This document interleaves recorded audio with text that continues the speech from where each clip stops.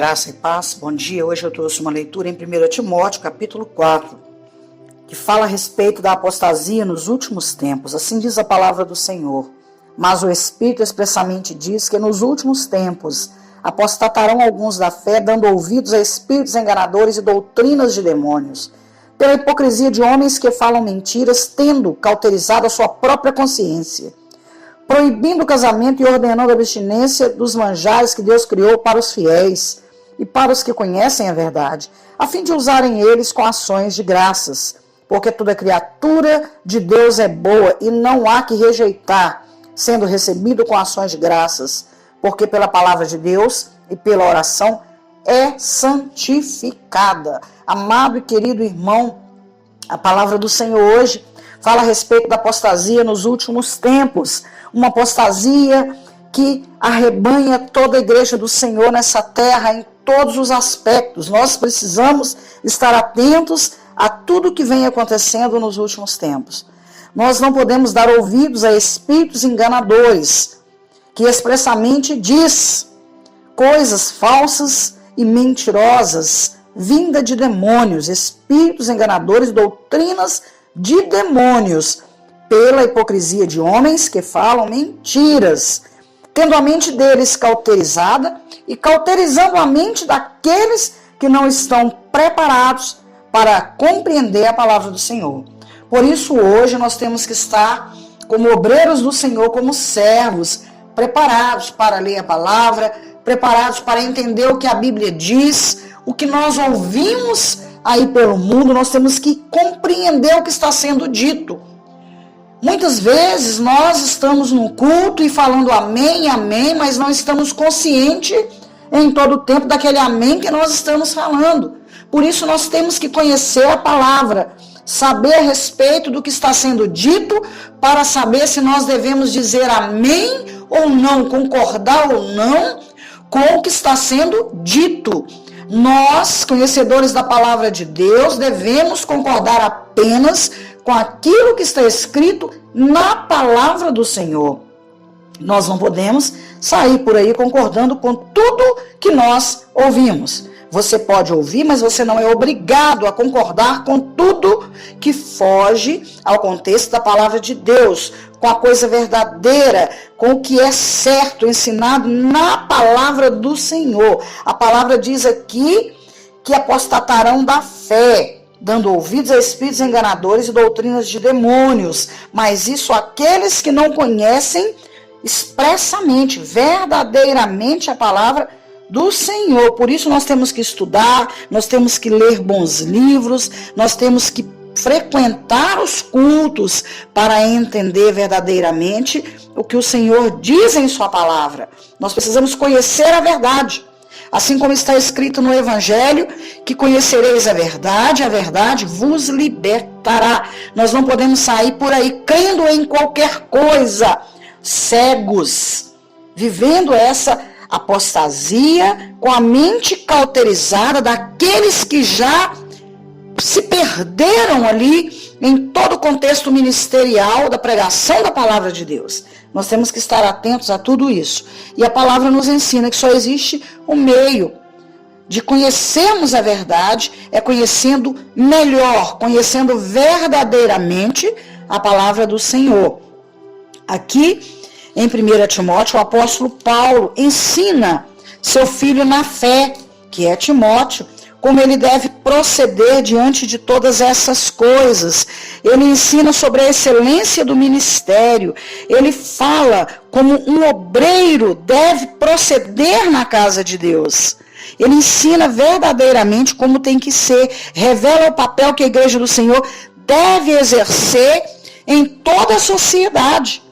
Como igreja do Deus vivo, como coluna que firma a verdade da fé ensinada por Jesus Cristo. Nós temos que entender o que Deus quer falar conosco em todo o tempo na palavra do Senhor.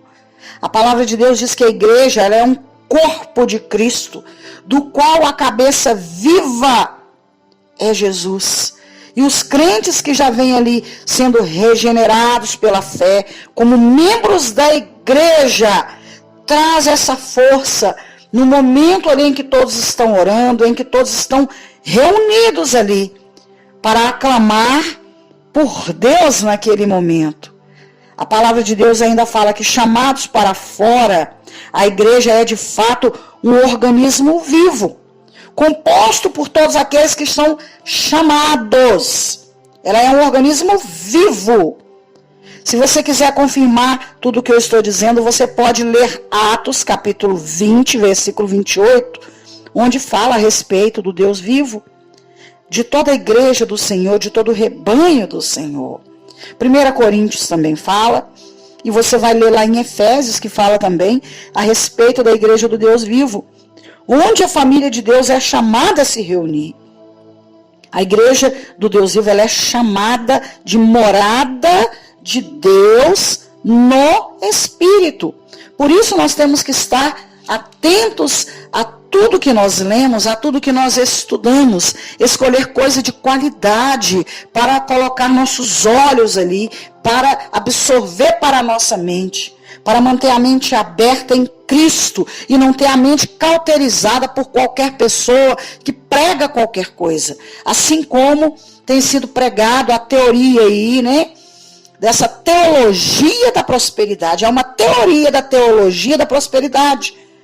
Essa semana, eu passando de carro, eu parei meu carro no sinal e vi uma faixa onde estava escrito todas as promessas que aquela igreja estava fazendo para aquele que frequentasse determinado culto.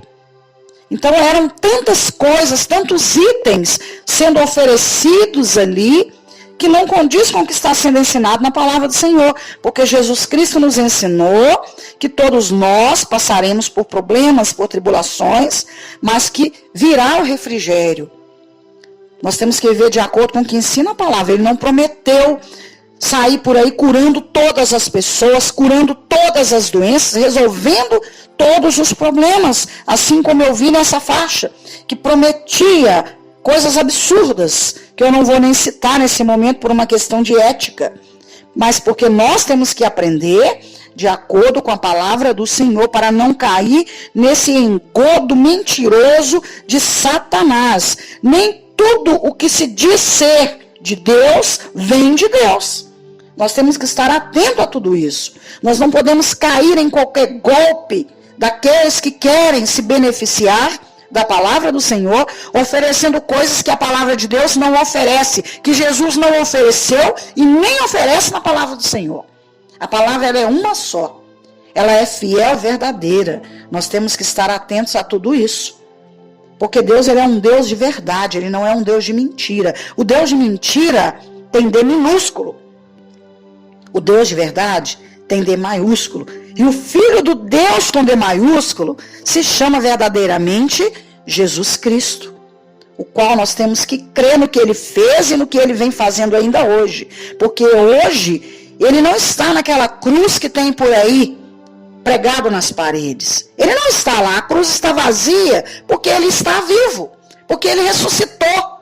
Ele é um Cristo vivo.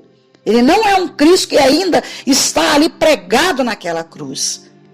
Talvez seja esse o motivo que eu não gosto de ver aquela imagem com o Cristo pregado na cruz. Porque eu sei que Ele vive. Eu sei que Ele está no meio de nós. E nós não podemos crer em coisas que o homem colocou na sua mente, mentalizou, com a sua mente cauterizada e criou para colocar ali. Porque no momento em que Maria Madalena chegou ali no sepulcro e viu tudo vazio, Cristo já estava de pé novamente.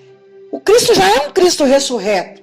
Então nós temos que crer nesse Deus vivo, nesse Deus verdadeiro, único, mediador entre Deus e o homem lá no céu e na terra. Nós não podemos crer em qualquer coisa que quaisquer pessoas vêm falando por aí. Por isso que nós temos que estudar. As pessoas têm que ir para o seminário. Pastor tem que ir para o seminário. Obreiro tem que ir para o seminário. Quem puder tem que fazer um sacrifício para estudar, para não ser enganado e para não enganar pessoas dizendo qualquer coisa. Porque a humanidade está farta de mentira. Deus está farto de mentira. E só existe uma maneira de aprender a verdade. É estudando. É aprendendo. É sentar em casa, pegar um livro e ler uma carta aos Romanos. É olhar um atlas bíblico de vez em quando.